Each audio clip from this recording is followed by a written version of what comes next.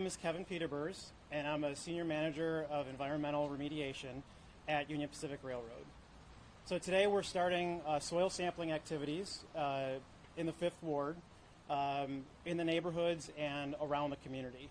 The soil sampling activities is a very important step, part of the overall environmental assessment that Union Pacific is conducting in the 5th Ward community. Union Pacific cares about the community. The community deserves accurate information based on scientific data to help answer their questions and address their health concerns, which is why all of the work that Union Pacific is doing is conducted under the oversight of the U.S. EPA. The U.S. EPA is with us on all of these activities that are being conducted in the neighborhood. They're watching our work and making sure that all of the work that we're doing is completed in accordance with all of the approved work plans that we've submitted to the U.S. EPA. All of the soil results that we receive from the soil sampling activities will be provided to the U.S. EPA and made publicly available for everyone in the community. The U.S. EPA will use those results to develop a report called a Human Health Risk Assessment, and that risk assessment will inform the community about potential risks of exposure from contamination throughout the neighborhoods. So we are really excited to get started today. This does represent a milestone in the overall environmental assessment process. Even though the rain has started, that will not slow us down, and we are committed to completing the work, which we expect to occur through the middle of September. And then results will be available later this fall. You mentioned the neighbors. We've Yes. spoken with homeowners here for years who say Union Pacific hasn't been a good neighbor to them. What can you say to them or reassure them with the work you all are doing now to try to be that better neighbor to them that they say they haven't seen for years? Yeah, Union Pacific cares about the community, and we know that the community deserves accurate information and the right answers. And this activity is the largest sampling activity that we are conducting in the neighborhood. That's off-site. It's off of our property. And the information that is being collected is going to be reviewed by US EPA. And US EPA is going to inform the community of a lot of those answers to the questions that they have.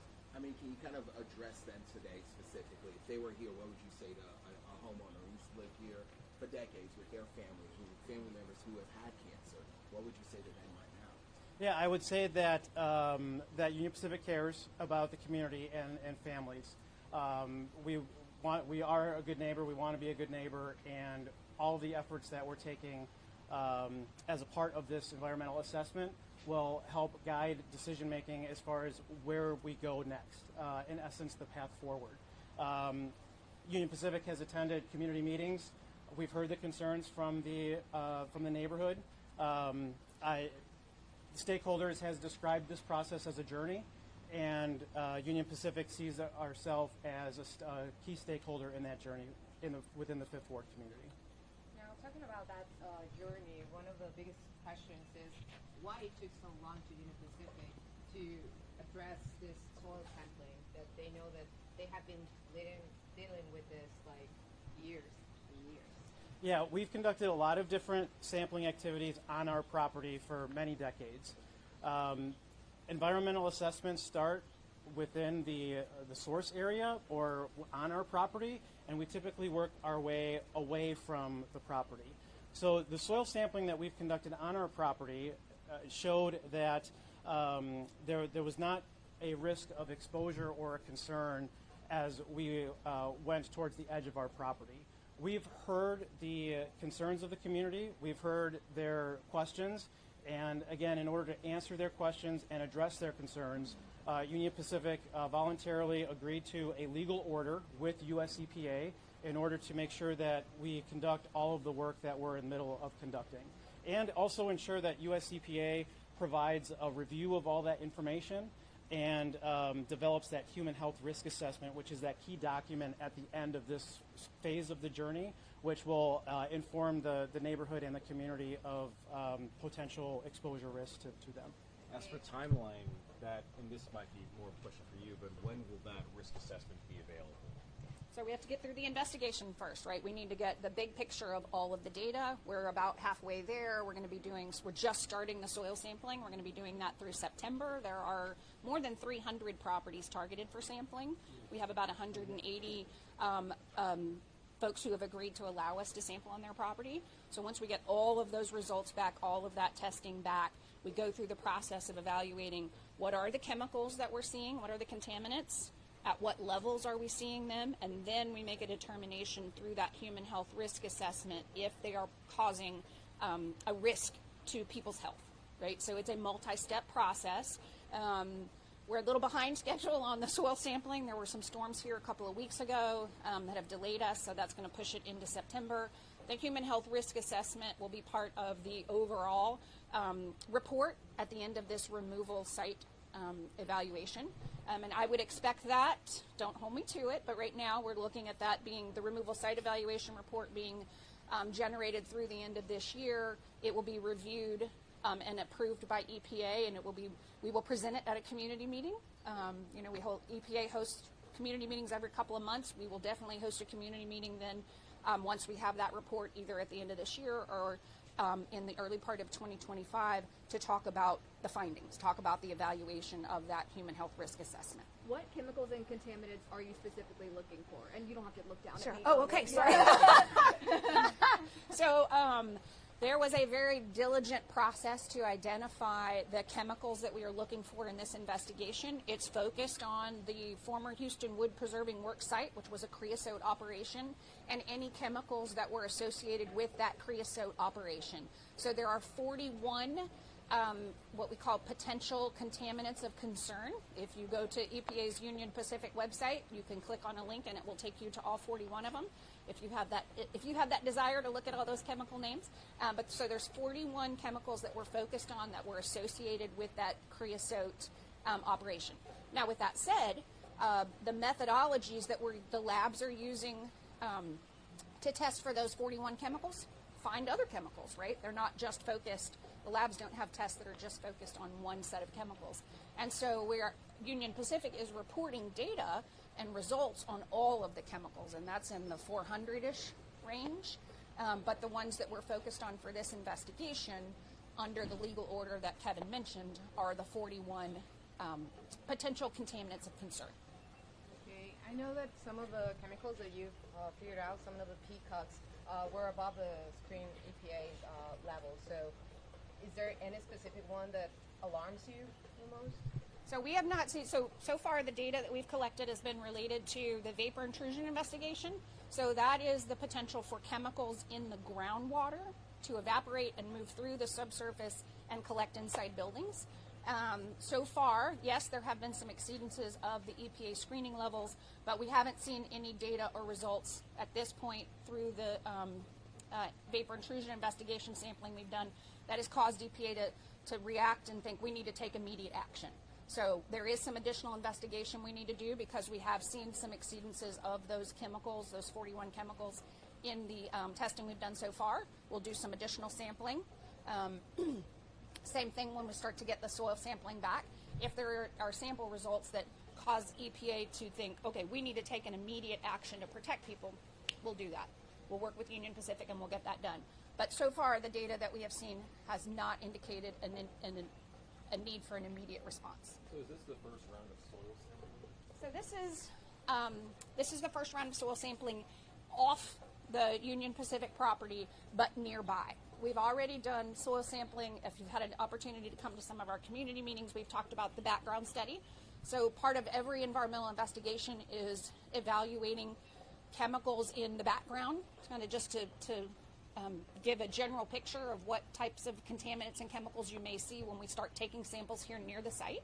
So we have done background soil sampling, but that's been a mile or more away from the site. And the purpose, again, for that is to provide context when we start to look at the data that we see here much closer to the site. And why here in this park? So EPA prioritized parks, the community center, Atherton Elementary and Dogan Elementary, the places where, first of all, kids are frequent and that are open to the public.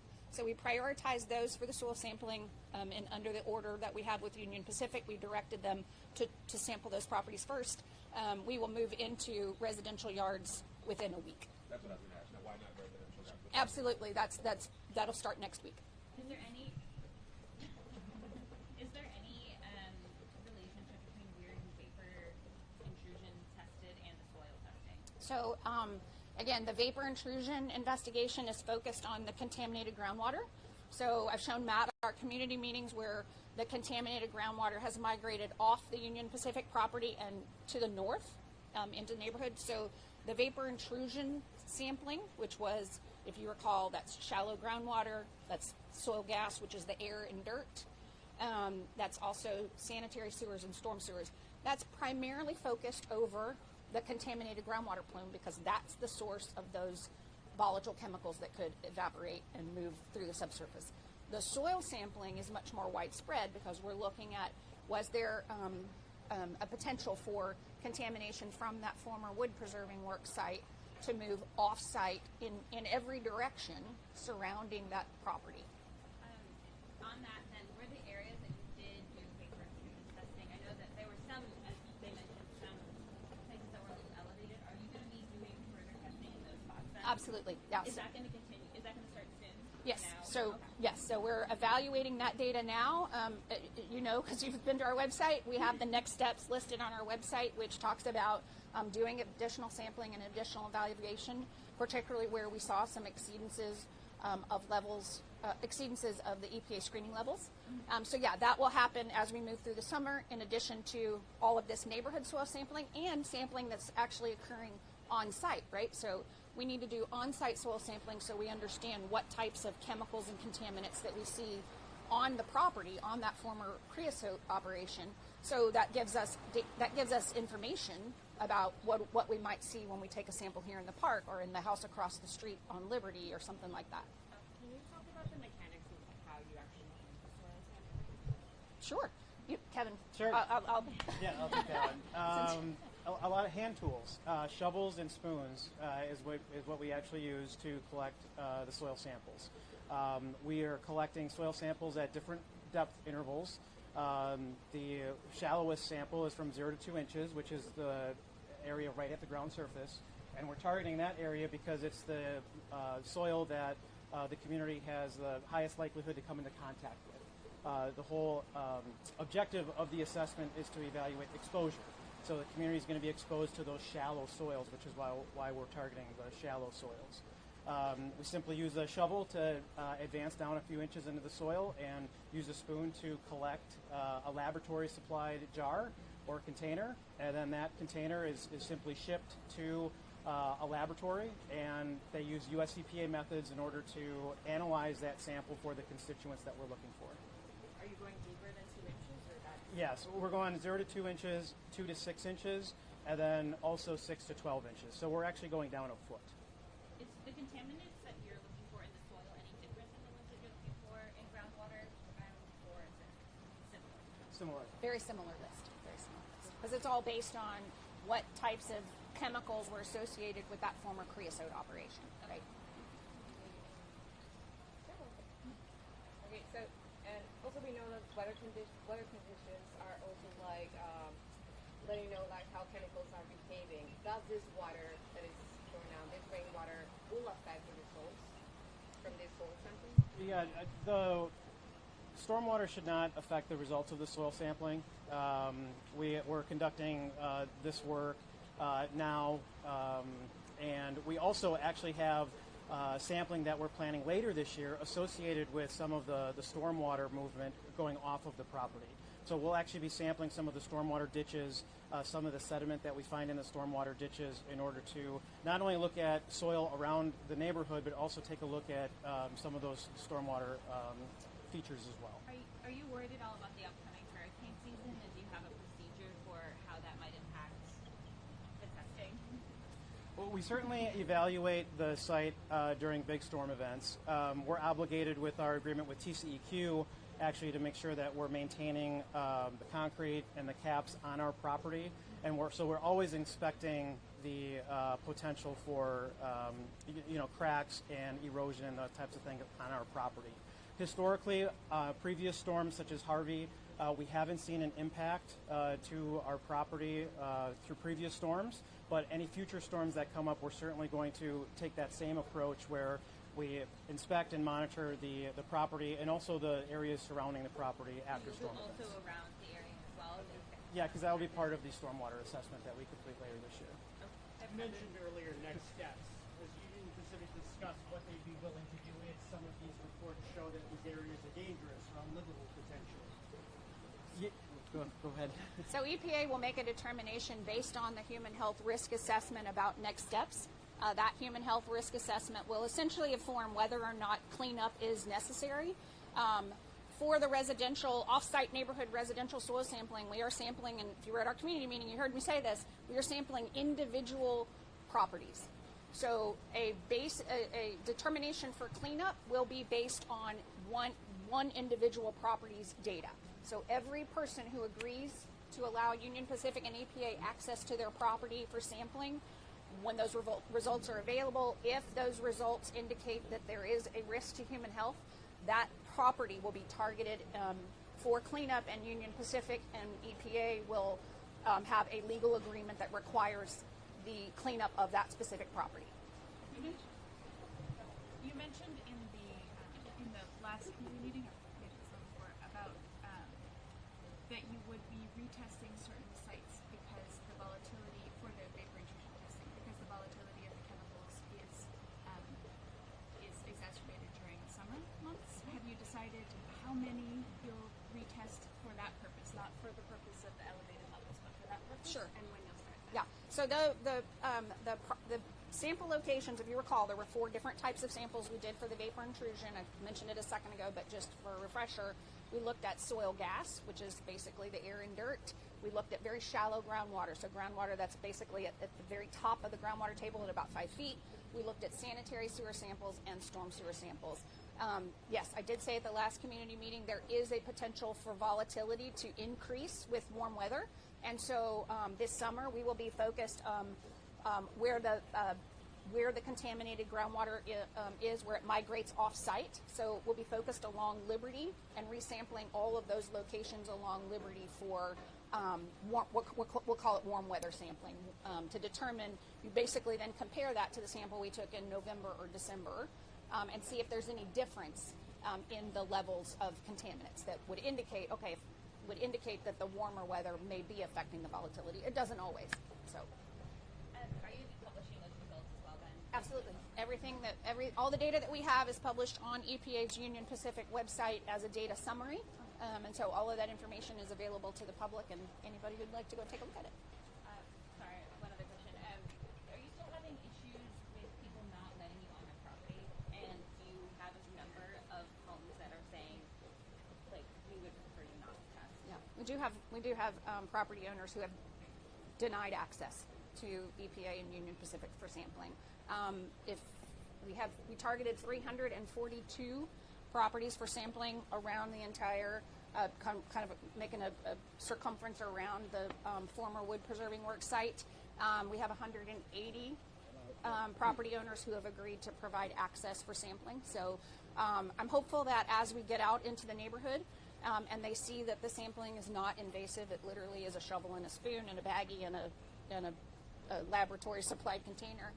Some people may change their mind because as we talked about at our last community meeting, and as I just said, each property is a decision unit for cleanup. And so you could live next door to somebody that does not allow us to come on their property and sample, and your property could be causing a health concern, and your property could get cleaned up, but you don't know what's happening on the property next door because that property owner has just not allowed us to come on their property and sample. And in those discussions, maybe with those neighborhood members, do you know why they're having concerns about you on the property? A variety. I think there's a variety of different reasons. Right. There are. I mean, some people, to be honest, I'm sure are just concerned, again, about how invasive they think sampling is. So I'm hoping when they see shovels and spoons, they'll realize it's not an invasive process. Some people are involved in other lawsuits and they have reasons for not allowing access because of other lawsuits that they're involved in. Some people just don't want to know, and that's the honest truth. Some people would rather just not know. Okay, so quick question. When you were talking about the 41 chemicals that are shown on your website, are they directly related to Union Pacific? Are those the type of chemicals that you use at your company? Those are chemicals that were used when the facility was in operation. The facility hasn't operated since 1984. But those are constituents that you would typically find in wood treating processes, which is what historically was conducted at the property. And so, as Casey mentioned, in addition to those constituents, we're also looking for other chemicals so that it's a comprehensive assessment, and we're not just focused looking on just one type of chemical, but many other chemicals throughout the neighborhood. How would you expect that those chemicals travel? Like, would they blown into the soil? If they are in the soil, how would that contamination have spread? And are you expecting them to be deep? I just don't know what the nature of these, they would actually sink into the soil, or what you would expect based on the history there. Yeah, we're certainly expecting to find some level of concentrations through in the sampling. Casey did a good job of explaining at one of the previous community meetings that the laboratory instrumentation can identify concentrations at very, very low levels. And so a lot of the constituents that we're evaluating you would find in urban areas across the country. And so we certainly expect to find some level of concentration. The key is going to be at what level are we seeing the results, and then taking those levels and shepherding it through the risk assessment that EPA is going to complete to determine if there's any potential for exposure concerns. How did it get there? Yeah, I guess that's like on that floodwaters. Because creosote is really sticky. Yeah, it is. So, I mean, I know about the groundwater plume, but like, how did it get on top? right. So, I mean, air dispersion is a possibility. So that's, could it have was it burned? Was the process in the creosote treatment? There is possibility for air dispersion to the very nearby properties. Stormwater transfer. Again, this facility operated from 1911 to 1984. That's correct. Right. So 1911, there were no environmental laws. There were no controls, and so for many, many years, this facility, like every other creosote facility in the country, operated with no environmental regulations and no controls. So yes, water can move chemicals off-site. There can be air dispersion. Trucks moving on and off can transport contamination. So these are not unique to this particular site. These are just pathways that chemicals can move into the environment. And which is why we have a focused area for the sampling, right? So you guys, if you've been to our website or you've been to our community meetings, have seen our initial focus area for this off-site neighborhood sampling. That's focused on the properties that are most likely to show impacts from chemical impacts from that former creosote operation. We have So one over just to here. be clear, the last thing for me. So you guys mentioned the risk assessments that you guys have already conducted, Not yet. or not yet. That's the data that we're collecting. All the testing that we're doing will inform the human health risk assessment. Okay, so as of right now, is it safe to say that you guys haven't found any sort of issues or contamination? So I think what I said a few minutes ago, and I'll say it again, is that we haven't seen any, EPA hasn't seen any test results so far that cause us to think we need to come out and take immediate action. So yes, we have seen exceedances of certain chemicals in the vapor intrusion sampling. Like I said at the community meeting, those samples are near the source. They're not in people's houses. They're not in places where people are eating or drinking or breathing. And so there's not, right now, an exposure. We have seen some exceedances there, but we haven't seen any test results so far that cause EPA to think there's a really, really serious problem. We need to go out and take some immediate action, or we need to direct Union Pacific to take some immediate action. Thank you for reiterating. If air and floodwater dispersion, theoretically ended minimum 40 years ago, at what depth do you expect to see? I understand that you're sampling at different depths, but over 40 years, how much soil do you expect to have compacted down above the contaminants? if the obviously there could be an introduction of further contamination through groundwater somehow, but if you're talking about air dispersion from that time, is it expected to be certain depth? That's why we're doing the testing, right? So I'm not going to speculate on the data results that we're going to see. Is it possible that it would be below the depth that you're testing? It is possible, but when you talk about environmental contamination, you also are focused on what are people exposed to. And if there's contamination at 6 feet, does it exist? Yes. Are you exposed to it? No.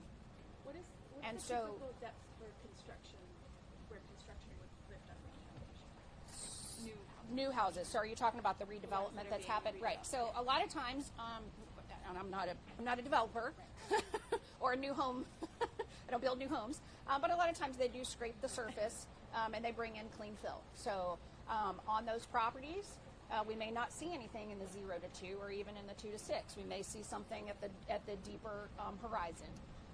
But again, the human health risk assessment evaluates what chemicals are we finding, what are the levels of those chemicals, and do you have an exposure to those chemicals at that level that's going to cause a human health risk, right? So all of those pieces of the puzzle have to fit together in order for there to be a basis for a cleanup action.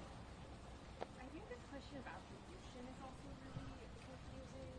Like you were saying, these chemicals can be found all over Houston for different reasons. So is that you compare the background sampling with what you find in this sampling, and there has to be a significant difference, or how is it that you'll be able to say this is caused by the wood preserving? So that's why we're doing the on-site sampling. So the sampling that we're conducting, we're directing Union Pacific to conduct on that former creosote operation is actually taking samples of consolidated waste from that previous creosote operation. So we will have a chemical picture of what that waste looks like, and we will be able to compare that to the off-site sampling. And you'd be looking for it to match or to look We'd similar? be looking for it to be similar. If you've been to our community meetings, as Kevin mentioned, a lot of the chemicals that we're looking for are chemicals that are in everyday things that are in the environment and that you're exposed to. So we have to have some way to look at and connect it back to a source, right? As part of this overall removal site evaluation. Are you guys all good? Because I know that print reporters are kind of asking their specific questions. If you're good, we can get the mics off Kevin and everything. Is everybody Could you good guys with spell that? your name? Spell your name for us. Kevin Peterburs, Kevin Peterburs.